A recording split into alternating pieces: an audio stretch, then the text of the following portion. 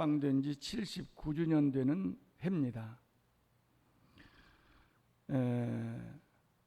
우리가 1910년에 한일 합방이 되면서 일본의 지배를 받게 됐었죠.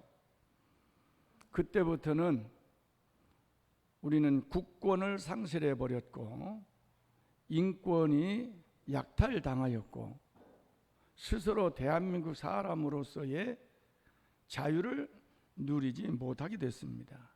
그리고 36년이라는 세월 동안 우리는 그 악랄한 일본의 지배를 받고 살았습니다. 우리나라는 수없이 독립을 하려고 1919년 3월 1일 독립운동을 위시로 해서 많은 크고 작은 독립운동을 했습니다. 그럼에도 불구하고 우리는 자력으로 우리나라가 독립이 될 수가 없었고 일본으로부터 해방될 수가 없었습니다. 그러다가 미국이 히로시마, 나가사키 두 곳에 원자폭탄을 떨어뜨림으로 말미암아 일본이 두 손 들고 항복을 했어요. 그래서 일본이 지배하고 있던 모든 나라들을 기워내게 됐었죠. 그 덕분에 우리가 1945년 8월 15일에 해방의 기쁨을 맞이하게 됐습니다. 참 어떤 의미에서 보면 우리가 자력으로 해방될 수가 없었다는 거예요. 많은 독립운동을 했지만 전부 다 실패를 했습니다. 이유는 무엇입니까? 정신이 약해졌습니까? 아니죠.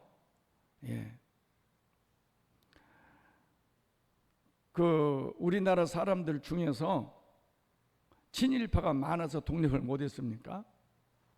그것도 아니죠. 근본적으로 우리는 약해서 독립을 못했습니다.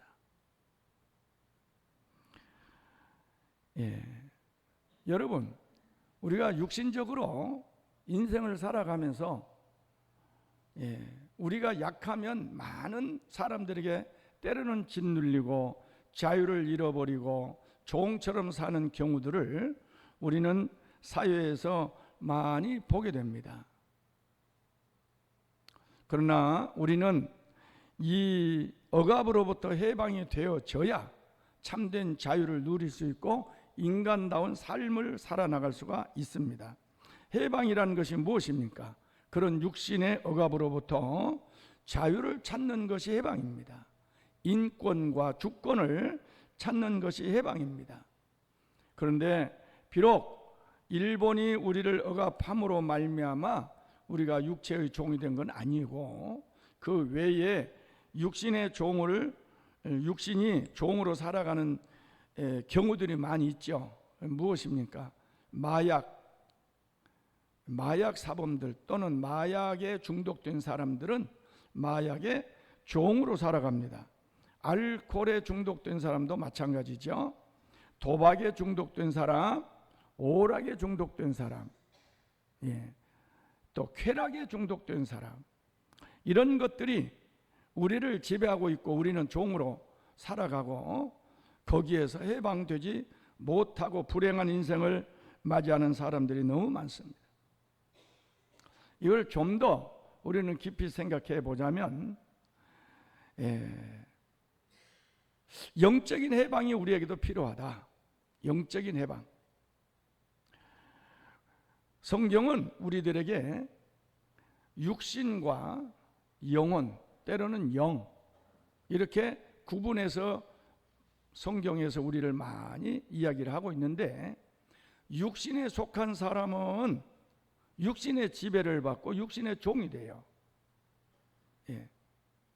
그러나 영의 지배를 받는 사람은 영으로부터 육신으로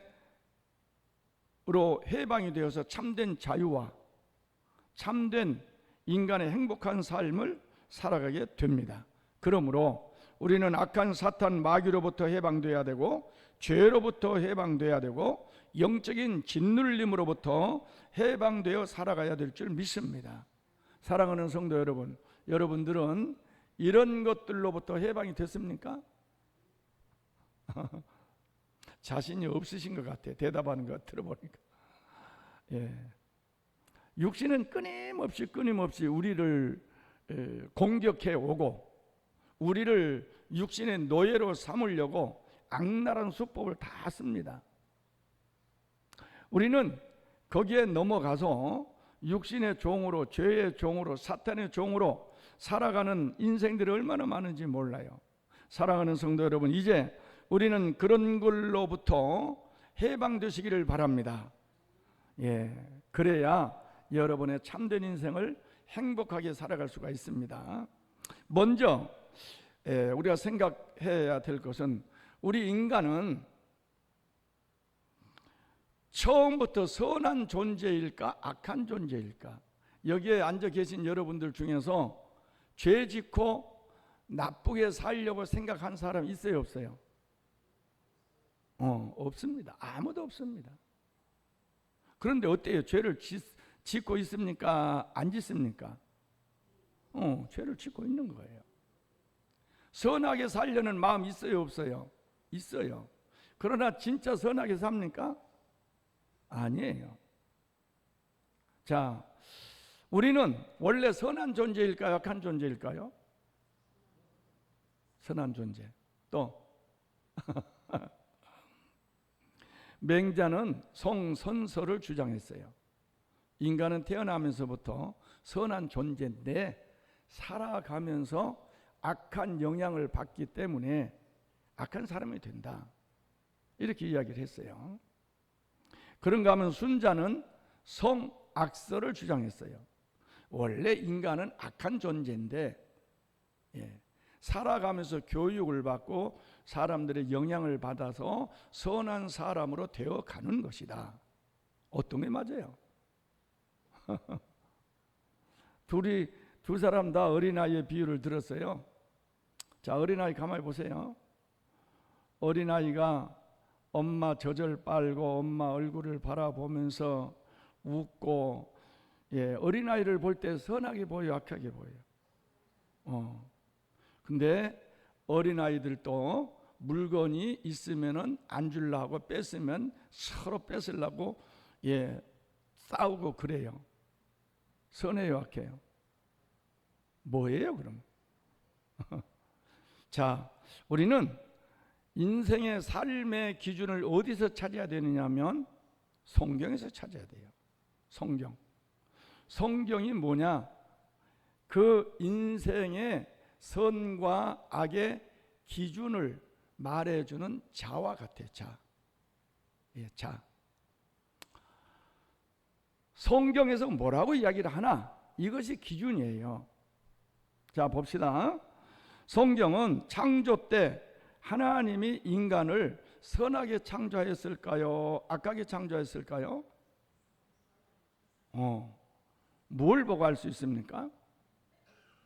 하나님이 엿새 동안에 우주 만물을 창조하시고 엿새 되는 오후쯤 마지막에 사람을 창조했어요. 그리고 하나님은 둘째 날만 빼놓고 매일 창조해놓고 좋았더라 이렇게 이야기를 했고, 마지막 여섯째 날에 사람을 창조한 다음에 뭐라고 했습니까? 보시기에 참 좋았더라. 자, 인간까지 창조해놓고 하나님이 말씀하시기를 하나님의 형상으로 우리를 창조했기 때문에 보시기에 참 좋았더라, 이렇게 말씀한 것은 인간이 선했다는 거예요, 악했다는 거예요? 그렇지. 하나님이 좋다고 했다면 그건 선한 존재였습니다. 그렇기 때문에 인간은 본래의 선한 존재이지만 곧바로 창세기 3장에 턱 들어가면 악한 사탄 마귀 뱀으로 가장해서 하와를 유혹하고, 그리고 하와가 꿰매에 빠지고 하나님께서 금단의 열매 먹지 말란 선악과를 따먹고 남편도 함께 따먹음으로 하나님의 불순종, 말씀에 불순종하게 되고 하나님을 배반하게 되는데, 이때부터 인간은 뭐예요? 죄인이 된 거예요. 이때부터 사탄이 지배하고 사탄의 종이 된 거예요, 인간은. 그렇다면 사탄이 지배하고 죄 가운데 빠진 인간은 선할까요? 악할까요? 악하지요. 그렇기 때문에 인간은 선한 존재일까 악한 존재일까라는 거의 언제부터 유추될 수 있느냐면 거의 창세부터 그랬다고 볼 수 있어요. 그렇기 때문에 인간의 역사 속에 인간이 선하게 산 역사가 하나도 없어요. 전부 다 악한, 여러분들이 잘 알지만 아담과 하와가 에덴 동산에서 추방을 당하고 두 아들을 낳잖아요. 가인과 아벨. 그런데 바로 즉시 어떻게 됐어요? 가인이 형님이지, 형님이 아벨 동생을 쳐 죽이는 살인사건이 일어나요. 인류 역사가 시작되는 기점에서 살인사건이 일어난단 말이에요. 살인사건은 선한 일이에요? 또 악한 일이에요? 말할 것도 없이 악한 일이죠. 그렇기 때문에 인간이 본래부터 선하냐 본래부터 악하냐, 이걸 역사적으로 살펴보면은 거의 구별할 수가 없을 정도가 된다. 그렇습니다.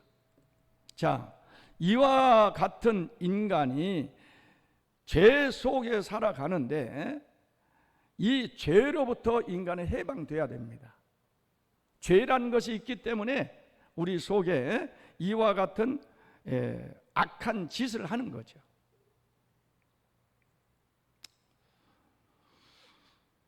그래서 성경은 우리들에게 뭐라고 이야기를 하느냐면은 모든 사람은 죄인이며 죄의 종이 되었다, 이렇게 두 번째로 이야기를 하고 있죠.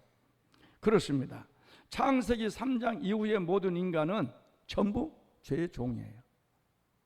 창세기 3장의 이전 인간은 아담과 하와밖에 없고, 그들도 잠시 후에는 하나님을 배반해서 악한 자가 된 거예요. 그래서 로마서 5장 12절에는 다 같이 한번 읽어볼까요? 시작. 그러므로 한 사람으로 말미암아 죄가 세상에 들어오고 죄로 말미암아 사망이 들어왔나니 이와 같이 모든 사람이 죄를 지었으므로 사망이 모든 사람에게 이르렀도다. 할렐루야. 여기에 나오는 한 사람은 누구예요? 한 사람으로 말미암아 죄가 세상에 들어오고, 한 사람이 누구예요? 아담이죠.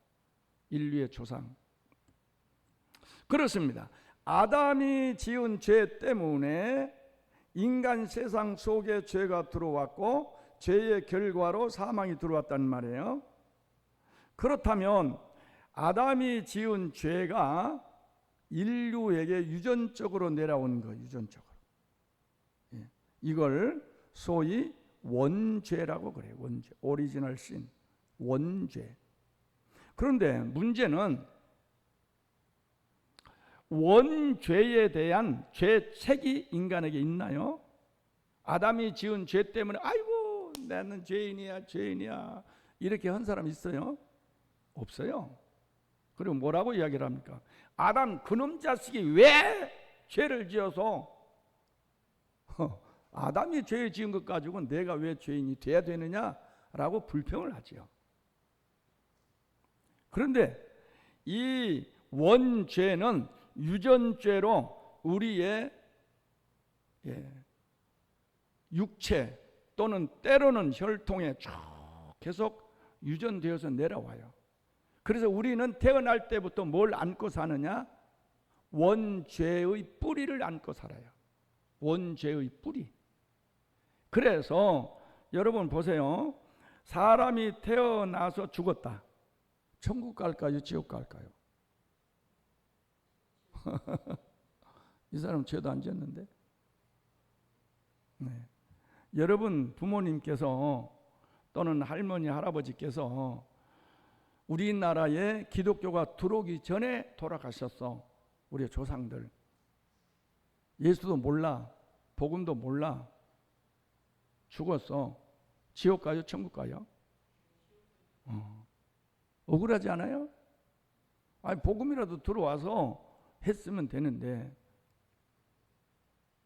자, 원죄가 우리 속에 흘러내려옵니다. 그래서 모든 인간은, 자연의 인간은 다 죄인이에요. 그리고 그 죄의 뿌리가 우리의 육체를 지배하고 있기 때문에 그 다음에 내가 어떻게 되냐, 죄의 뿌리로 말미암아 내가 죄를 짓게 돼요. 여러분들은 다 선한 사람이지만 어느 환경이, 죄를 지을 환경이 딱 주어지면 죄를 지어요. 예. 그래서 내가 지은 죄를 뭐라고 이야기를 합니까? 자범죄. 그렇게 이야기해요. 내가 지은 죄예요. 자범죄. 아까는 원죄. 원죄에 대해서 여러분 죄책을 안 느낍니다. 나는 죄인이라고 절대 생각 안 해요. 그러나 내가 죄를 지을 때 지나가는 상점에 사과 하나 훔쳤단 말이에요. 그때에 나는 뭐라고 느껴집니까? 아, 나는 죄인이다 느껴집니다. 이걸 죄책이라 그래요. 언제 죄책을 느끼냐? 내가 죄를 지을 때, 자범죄일 때. 근데 자범죄도 두 가지로 나누죠. 자범죄도 무고죄와 유고죄로 나눠요. 무고죄는 뭐예요? 죄인지 모르고 지은 죄. 죄인지 모르고 지은 죄예요, 이게. 예, 여러분 기도 중에 그런 말 많이 하지요. 알고도 지은 죄, 모르고도 지은 죄 다 용서해 주시고. 모르고 지은 죄가 있어요. 죄인지 몰랐어요. 그러나 죄예요. 이걸 무고죄라고 그래요. 모르고 지은 죄. 그러나 알고 지은 죄예요. 이건 유고죄입니다. 아, 상점에서 사과 하나 훔쳤어. 훔칠 때 죄라는 걸 알아요, 몰라요? 아는 거지. 이건 유고죄예요. 근데 배가 너무 고파 3일간 굶었어. 3일간 굶어서 사과를 보니까, 예, 레미제라블 아닙니다. 지금 여러분입니다. 배가 너무 고파서 사과 하나를 훔쳐 먹었단 말이에요. 그러면서 뭐라고 이야기를 합니까? 나는 배가 너무 고팠어. 살기 위해서 어쩔 수 없었어. 자기가 지은 죄에 대한 스스로의 해명을 하는 거예요. 핑계를 대는 거예요. 무고죄는 어느 정도의 우리가 볼 때에 용서받을 수 있을 가능성이 있지만 유고죄는 용서받을 가능성도 없어요. 그래서 로마서에서는 이 죄를 다루는데, 여러분들이 로마서를 자세히 집에 가서 읽어보세요. 로마서 1장에는 이방인의 죄를 이야기합니다. 이방인의 죄. 다시 말해서 이스라엘 백성은 하나님이 선택한 백성들이에요. 이스라엘 백성은 하나님의 율법을 받은 백성이고, 하나님이 계속 유태교이지만 전통적으로 내려오서 하나님을 아는 민족이 이스라엘이에요. 유태인들이 생각할 때 이방인은 유태인들 외에, 이스라엘 외의 사람을 이방인이라고 해요. 하나님을 모르는 사람. 그래서 로마서 1장에는 이방인의 죄를 이야기합니다. 만물, 하나님이 만들어 놓은 신성, 만물 가운데 하나님의 신성을 다 심어놨는데, 신성은 뭐예요? 만물을 볼 때 하나님을 발견할 수 있다는 거예요. 하나님께서는 만물 속에 하나님의 존재를 인간이 알 수 있도록 만들어 놨어요. 그런데 이방인들은 절대로 아무리 그걸 봐도 하나님을 발견 못합니다. 그래서 이방인들의 죄가 1장에 나와요. 그래서 이방인들은 어떻게 하느냐? 1장 18절 이하에 보면은요, 하나님이 남자와 여자를 만들어 놨지만 남자가 남자로 더불어 부끄러운 일을 행하나? 이게 요즘에 동성연애 많이 나오잖아요. 몰라요. 예. 그래서 부끄러운 일을 행한 사람들의 그들의 하는 방식은 내버려 두었다고 말하지요. 2장에 들어오면 유대인의 죄를 이야기합니다. 하나님을 믿고 하나님을 아는 사람들임에도 불구하고 율법을 받은 민족임에도 불구하고 뭐라고 이야기를 하느냐? 그들이 하나님께 죄를 범하는 거예요.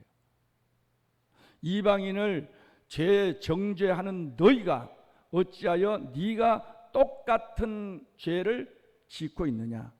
여러분, 혹시 여러분들이 사회생활을 하면서 나는 깨끗해, 나는 그런 죄 안 져, 너는 왜 그런 죄를 짓고 있어? 이렇게 혹시 이야기하고 있는 사람이 있다면 그 사람도 동일한 죄를 짓고 있다는 사실을 입증한 거예요. 여러분이 하나님을 알고 예수를 믿는다고 죄 안 짓습니까? 대답해 보세요. 저는요, 아니올시다요. 죄송한 얘기지만 제가 목사예요. 내가 당신은 목사 죄 안 짓습니까? 아니올시다. 저도 죄 짓습니다. 우리가 지은 죄를 책으로 만들어 놓으면은 아마 하늘까지 달는지 몰라요. 그래서 유태인의 죄를 2장이 이야기하고 3장에는 모든 인류의 죄를 이야기하는 거예요. 3장에는 모든 인류의 죄. 그러므로 죄가 전부 인간에게 있다는 것을 말하는데 로마서 3장 10절에서 12절을 한번 봐요. 로마서 3장 10절에서 12절 다 같이 시작. 기록된 바 의인은 없나니 하나도 없으며 깨닫는 자도 없고 하나님을 찾는 자도 없고 다 치우쳐 함께 무익하게 되고 선을 행하는 자는 없나니 하나도 없도다. 요즘에 젊은이들 말로 하나도 없어, 하나도 없어. 뭐가 하나도 없어요? 의인은 하나도 없다는 거예요. 로마서 3장 23절로 넘어가면 그렇습니다. 다 같이 시작. 모든 사람이 죄를 범하였음에 하나님의 영광에 이르지 못하더니 할렐루야. 그러므로 우리가 다 죄인이고 죄의 종입니다.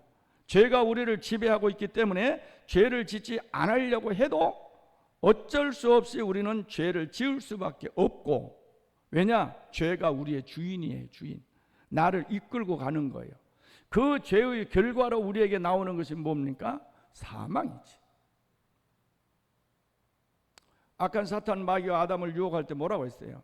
하와를 유혹할 때 너희가 선악과를 먹으면 너희 눈이 밝아져서 너희가 하나님처럼 돼.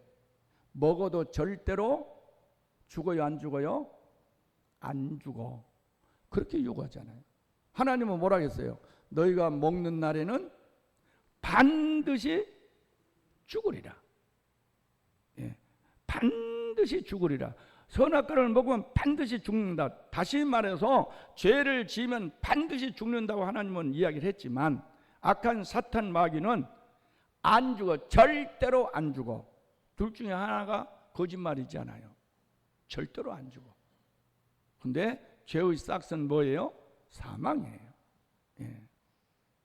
그래서 인간 세상 속에 죄가 들어왔고 죄의 종이 되어서 우리는 마침내 죄의 결과로 사망을 향해서 달려갈 수밖에 없는 비참한 존재가 되었다 하는 사실을 선언하는 거예요. 로마서 6장 16절을 한번 볼까요? 시작. 너희 자신을 종으로 내주어 누구에게 순종하든지 그 순종함을 받는 자의 종이 되는 줄을 너희가 알지 못하느냐? 혹은 죄의 종으로 사망에 이르고 혹은 순종의 종으로 의에 이르느니라. 할렐루야. 그래서 죄의 종으로 사는 우리들에게 필연적으로 오는 것은 사망입니다. 그렇습니다. 사랑하는 우리 성도 여러분, 주님이 오실 때도 말씀을 하셨잖아요. 주님이 오셔서 나는 의인을 부르러 온 것이 아니고 누구를 부르러 왔어요? 죄인을 부르러 왔노라. 이렇게 말씀하셨잖아요. 그런데 주님 앞에 안 나온 사람들은 뭐예요? 의인일까요? 예수 안 믿는 사람들은 의인일까요? 주님이 나는 의인을 부르러 온 것이 아니고 죄인을 부르러 왔다고 했을 때에 그 죄인은 자기가 스스로 죄인이라고 깨달은 사람이 주님 앞에 나온다는 뜻이에요. 그렇다면 자기가 죄인이면서도 나는 죄인이 아니야, 나 같은 사람이 천국에 안 가면 누가 가겠어? 이런 사람은 예수님께 오겠어요, 안 오겠어요? 안 오는 거예요. 예. 모든 사람이 죄인인데 자기가 의인이라고 했을 때에는 자기 죄를 깨닫지 못하기 때문에 예수님이 필요하지 않는 거죠.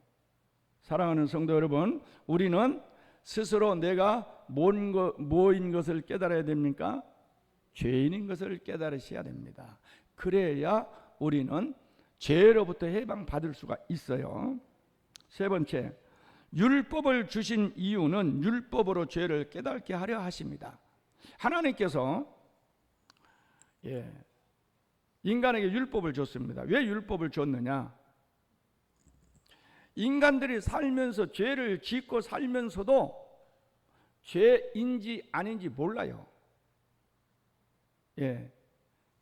그래서 자, 너희들이 이렇게 하면 죄고 저렇게 하면 죄다.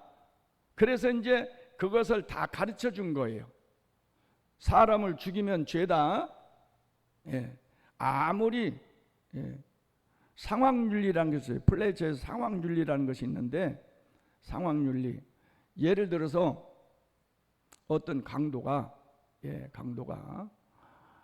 길 가는 사람을 죽이려고 했어요. 그래서 넘어져 가지고 뒤에 저기 돌멩이가 박혀서 죽으려고 하는데 강도가 나를 죽이려고 할 때 내가 그 강도를 찔러 죽였어. 그러면 살인죄가 돼야 안 돼요? 응? 그 사람이 내가 그 사람 안 죽였으면 내가 죽는데, 이걸 상황윤리라 그래요. 상황적으로 죄를 지을 수밖에 없었다. 나는 죄를 안 지으면 나에게 엄청난 이렇게 생명의 위험을 당했다. 그럼에도 불구하고 그것을 정당화할 수가 없어요. 그래서 하나님은 모세를 통해서 율법을 줬어요. 우리가 가장 잘 아는 10계명 이하에 많은 율법을 줬어요. 율법을 왜 줬을까? 로마서 3장 20절은 이렇게 이야기합니다. 다 같이 읽어봅니다. 시작. 그러므로 율법의 행위로 그의 앞에 의롭다 하심을 얻을 육체가 없나니 율법으로는 죄를, 그렇지, 율법을 왜 줬어요? 죄를 깨닫게 하라고 율법을 준 거예요. 죄를 네가 이거 지금 하는 거 이거 죄야. 율법 몇 조, 몇 항에 보면 너 죄야 이거. 이거 가르쳐 주려고 율법 준 거예요. 율법이 선입니까? 율법만 다 지키면 우리는 천국 가죠. 그런데 율법이 없을 때는 우리가 죄를 지어도 죄인 줄을 깨닫지 못하지만, 그러나 율법이 주어지고 율법을 알고 나니까 이것은 죄구나 하고 깨닫게 되는 것입니다. 그래서 율법이 필요한 것이지만 율법 자체가 선은 아니에요. 문제는 율법을 알고 보니까 내가 죄인이구나 하는 것을 깨닫는데, 어떤 죄인인 것을 깨닫게 되느냐? 엄청나게 많은 죄인이구나, 이걸 깨닫게 되는 거예요. 그래서 바울 사도는 율법을 뭐라고 이야기를 하느냐 하면은 율법은 몽학 선생이다, 그렇게 이야기를 해요. 몽학 선생 뭐냐면은 그 초등학문, 초등학문. 야, 율법 다 지키면 말이야, 이건 선한 존재가 돼. 율법 다 지키면 천국 가는 거야. 예, 이렇게 생각을 하는 거예요. 여러분에게 물어봅시다. 율법을 다 지킬 수 있어요? 365가지 율법이라고 그래요. 다 지킬 수 있어요, 없어요? 자신 없지요? 예. 아예 율법 모르면 괜찮은데, 예, 율법 모르면요, 내 양심의 가책도 없어. 죄 지어도. 율법을 알고 나니까 그때부터 양심이 콩당콩당하고, 아이고야, 내가 죄 지었네 이러는 거죠. 김익두 목사님 여러분들 예화 잘 알잖아요. 김익두 목사가 평양 시내 깡패래, 깡패.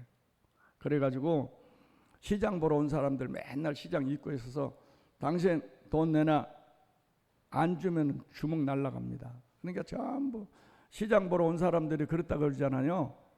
하나님, 오늘 시장 갈 때 김익두 저놈 안 만나게 해주세요. 그 기도했대요. 근데 김익두가 선교사한테 전도를 받아가 예수를 믿게 됐어요.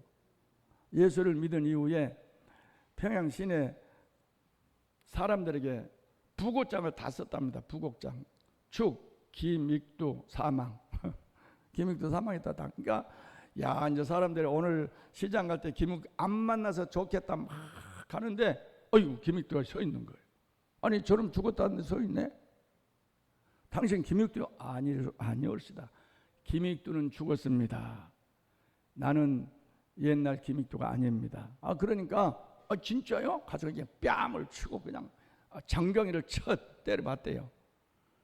그러니까 김익두가 점점 막 화가 나. 예. 그런데 옛날 같으면 한 주먹 할 텐데 도저히 못하고 전봇대가 옆에 있으니까 전봇대를 치면서 예수가 나 죽이네, 예수가 나 죽여. 그리고 탄식을 했다는 거예요. 예수 때문에 저는 한 방 쳐야 되는데 못 치니까.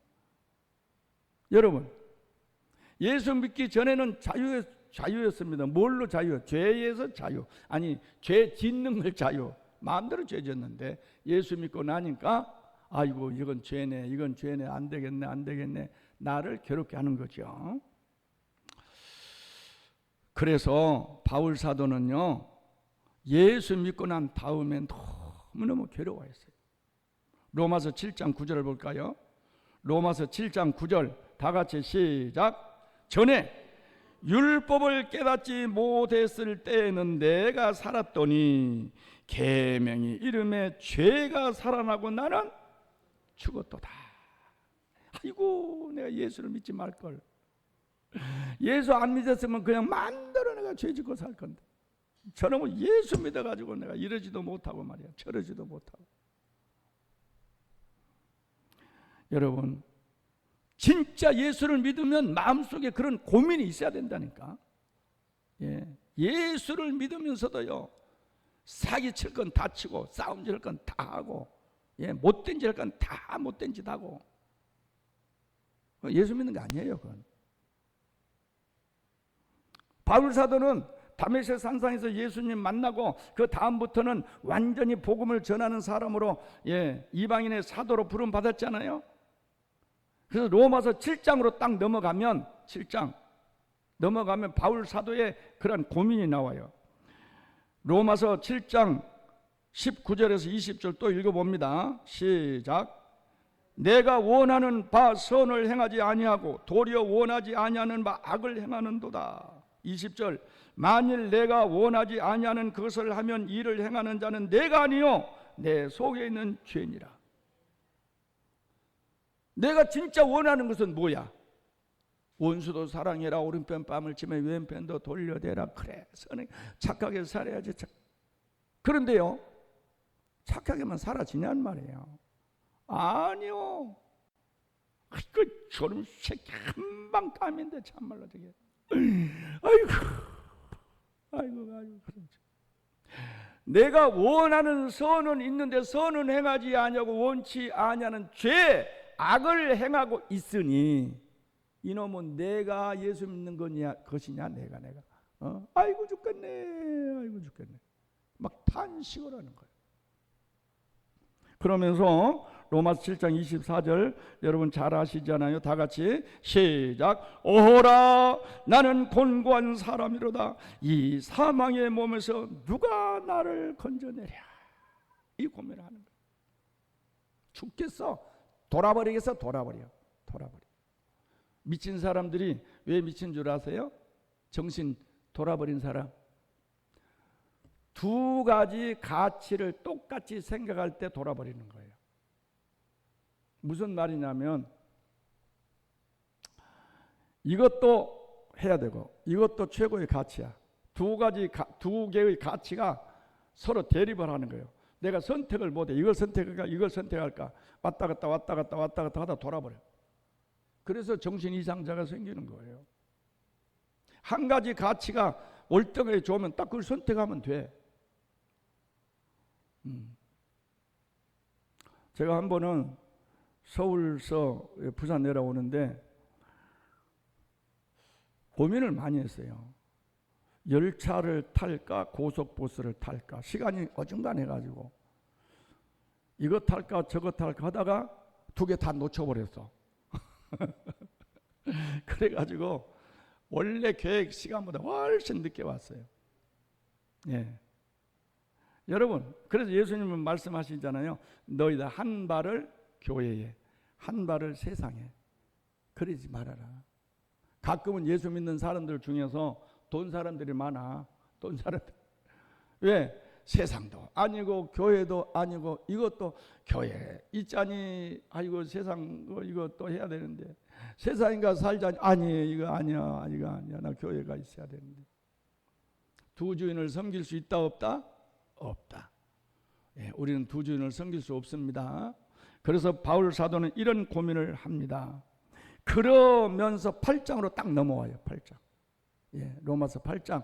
이제 1장부터 지금 넘어왔어요. 지금 로마서 8장. 물론 5장에서 이제 믿음의 사람 5장 6장에서 아브라함 이야기를 나오지만 그 넘어가고 그러면서 8장으로 딱 넘어오는데 죄로부터 해방되는 방법을 알았다는 거예요. 누가? 바울 사도가. 자, 이제 죄로부터 해방되는 방법이 뭐냐?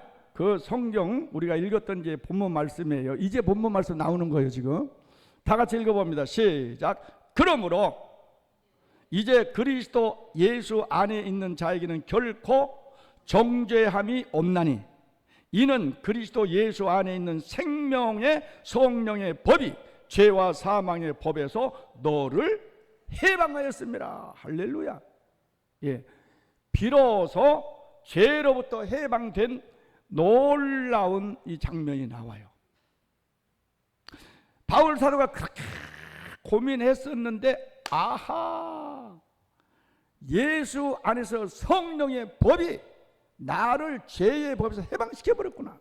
나는 해방자구나. 할렐루야. 이렇게 선언을 하는 것입니다. 놀라운 일이죠. 고린도후서 5장 17절 말씀에 보면 다 같이 한번 읽어볼까요? 시작. 그런즉 누구든지 그리스도 안에 있으면 새로운 피조물이라 이전 것은 지나갔으니 보라 새 것이 되었도다. 할렐루야. 예수를 믿는 순간에 우리는 뭐가 돼요? 전혀 새로운 피조물이 돼요. 그러면서 나를 지배하신 분이 누구냐? 성령이 나를 지배하게 되는 겁니다. 성령님. 그렇다면 이제부터는 내가 누구의 명령을 따라야 돼요? 성령의 명령을 따라야 돼요.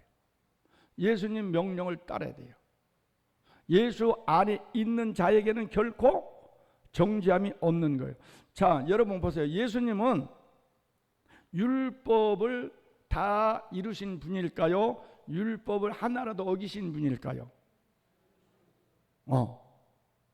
예수님은요 율법의 일죄 유력도 어긴 적이 없어요. 예수님은 완전하신 분이에요.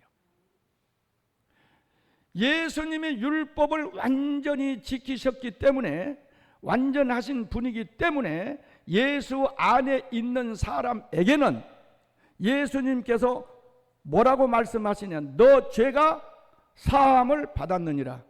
왜? 네가 할 수 없는 그것을 내가 했어.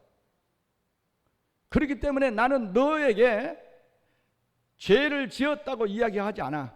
네 죄값은 내가 다 치렀어. 너 죄값은. 할렐루야. 놀라운 사실이잖아요. 아직까지 잘 이해가 잘 안 가는 분이 좀 계실 거예요. 예, 저는 이 비유를 테텔레스타이 그 비유를 많이 들어주는데, 저 앞에 가면은 슈퍼마켓이 있습니다. 내가 슈퍼마켓에 10,000원의 외상을 전했어요. 외상. 예수님께서 마지막 다 이루었다는 용어는 경제적인 용어예요. 자, 10,000원의 외상을 줬는데 그 앞에 지나가면 외상값이 생각해, 아이고 10,000원 갖다 줄 걸. 집에 왔으면 생각이 안 나. 맨날 외상 갚아야지 하면서 한 2달을 흘렀는데 이마른 권사님이 이 슈퍼마켓에 가니까, 아유 목사님이 10,000원 외상을 줬는데요. 그러니까 이마른 권사님, 아 그래요? 얼마인데요? 10,000원인데요? 알았어요, 내가 갚을게요. 갚아줘 버렸어. 내가 이제 한 일주일쯤 지나서 외상금 갚으러 갔어. 외상금 갚으러 왔는데, 나 받았는데 누가 줬는데요? 그 교회 이마른 권사님인가 누가 내 외상값이라고 줬어요. 그러는 거예요. 그래서 슈퍼에서 받아요, 안 받아요? 내 돈을? 안 받아요. 난 누구를 줘야 돼요? 주려면 이마른 권사님을 줘야지. 안 주려면 말고. 그렇지. 나는 외상값 빚진 죄인이 아니요. 그 슈퍼에 아니잖아요. 아니요. 왜? 대신 갚아주잖아. 누가? 예수님이 그러는 거예요. 예수님이 우리가 지은 모든 죄, 잘 들으셔야 됩니다. 우리가 지은 모든 죄, 나는 갚을 길이 없지만 누가 다 갚아주셨어? 할렐루야. 예수님이 다 갚아주셨어. 그래서 예수 안에 있는 사람은 결코 정죄함이 없다. 너 빚은 내가 갚았어. 너 죄값은 내가 다 치렀어. 그러니 너는 나만 믿어. 내 안에만 있어. 내 안에. 그러면 너도 죄에서 뭐다? 해방된다. 할렐루야. 이 놀라운 사실을 여러분들이 깨달으셔야 됩니다.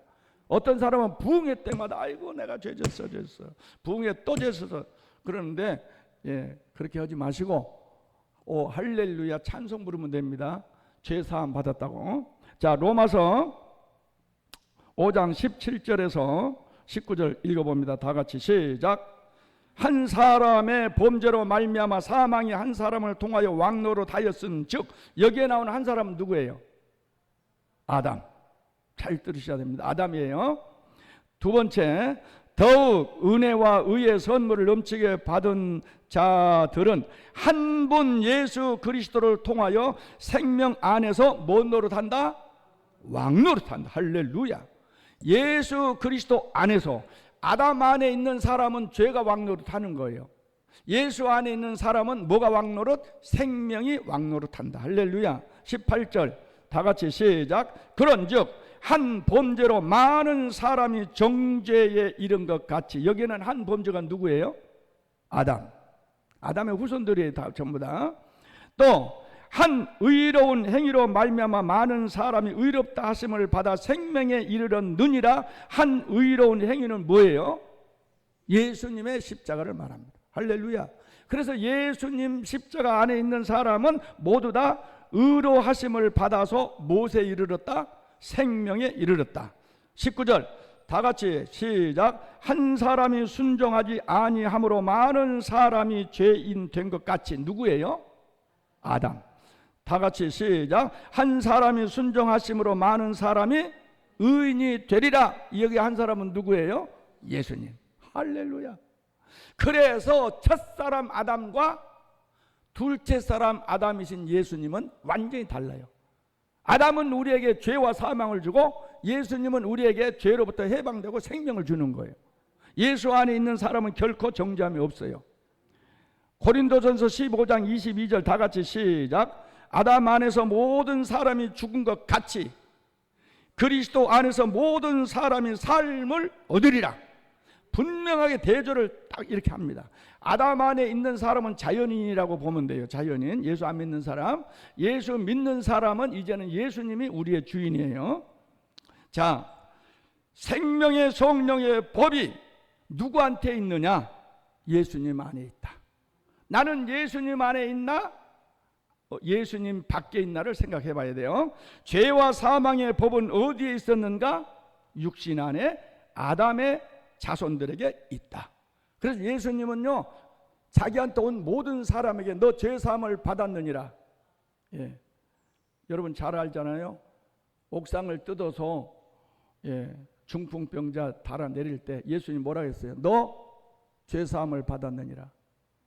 그러니까 막 사람들 웅성해. 어이구, 죄사함 하나님밖에 안 하는데 저 사람이 그러니까 야, 너희들 죄사함 받았다 한 말과 자리 들고 걸어가라 한 말과 어느 것이 쉽겠어? 예수님이 그러잖아요. 그러면서 다시 자리를 들고 일어나 걸어가라 하니까 그냥 걸어가 버려요. 예. 현장에서 가늠하다 잡힌 여인, 막 사람들은 막 데리고 끌고 들어와서 이 사람 돌로 쳐 죽여야 됩니다. 모세 율법에 뭐 등등 들먹여요. 예수님이 뭐라고 했어요? 죄 없는 자가 돌로 치라. 다 같지 않아요?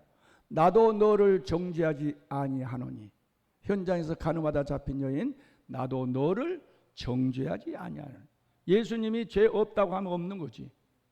예수 그리스도 안에는 죄 사함을 받고 죄로부터 뭐 됐다? 해방됐다. 할렐루야. 자, 말씀의 결론을 내립니다. 이제 죄로부터 해방된 사람은 예수 안에서 성령의 법을 따르게 되고, 죄의 종이 된 사람은 아직까지도 육신의 법을 따라서 죄 가운데 삽니다. 로마서 8장 이하에 그것을 극명하게 대조하면서 말씀을 하고 있죠. 로마서 8장 5절 다 같이 시작. 육신을 따른 자는 육신의 일을, 영을 따르는 자는 영의 일을 생각하나니. 6절 다 같이 시작. 육신의 생각은, 영의 생각은, 할렐루야. 나는 육신에 속한 사람이냐 영에 속한 사람인가? 또 로마서 8장 7절 8절 다 같이 시작. 육신의 생각은 하나님과 원수가 되나니 이는 하나님의 법에 굴복하지 아니할 뿐만 아니라 할 수도 없습니다. 8절 육신에 있는 자들은 하나님을 기쁘시게 할 수 있다 없다? 없느니라. 예수님 안에 있지 않고 육신에 있는 사람은요, 자기 힘으로 절대 안 됩니다. 우리가 독립운동을 얼마나 많이 했습니까? 그러나 독립운동 전부 다 실패했어요. 자력으로 안 됩니다. 저 애굽에서 종살이 했던 이스라엘 백성들 자력으로 해방 안 됩니다. 누가 개입해야 됩니까? 하나님이 개입해야 돼요. 하나님. 여러분이 혼자 힘 있다고, 절대 능력 있다고, 나는 죄 안 지을 수 있어 라고 장담하지 마십시오. 우리는 그럴 수 있는 능력이 없습니다. 예수님 안에 있어야 됩니다. 하나님은 이제 예수 안에 죄 사함을 받고 해방된 사람에게 뭘 주십니까? 하나님의 나라를 선물로 주는 거예요. 할렐루야. 로마서 8장 17절 다 같이 읽어볼까요? 시작. 자녀이면 또한 상속자 곧 하나님의 상속자요 그리스도와 함께한 상속자니 우리가 그와 함께 영광을 받기 위하여 고난도 함께 받아야 할 것이니라. 자, 자녀이면 해방된 사람은 상속자가 됩니다. 무슨 상속자? 하나님의 나라 상속자. 예수 안에 해방된 사람은 이 세상을 떠나면 무슨 나라를 여러분이 선물로 받습니까? 할렐루야. 하나님의 나라를 선물로 받아. 하나님이 여러분 것이에요. 하나님의 나라가. 해방된 자로 사시기를 바랍니다. 예수 안에서 즐겁게 사시기를 바랍니다. 천국을 희망 중에 바라보며 사시기를 예수님 이름으로 축원합니다.